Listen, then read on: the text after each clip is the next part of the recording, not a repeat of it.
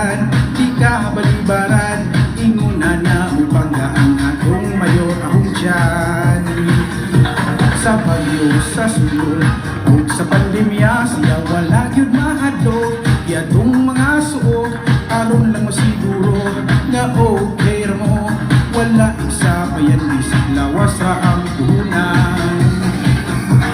Mayor ahong dyan, mayor nga pugihan, mauna pula-pula kung na kay kausaban. Mayor ahong dyan, di na mapulihan, kay mo daog gihapon sa mayor ahong dyan. Revolution, libunan, sa kasityong siya dinigid mo suko, nagkita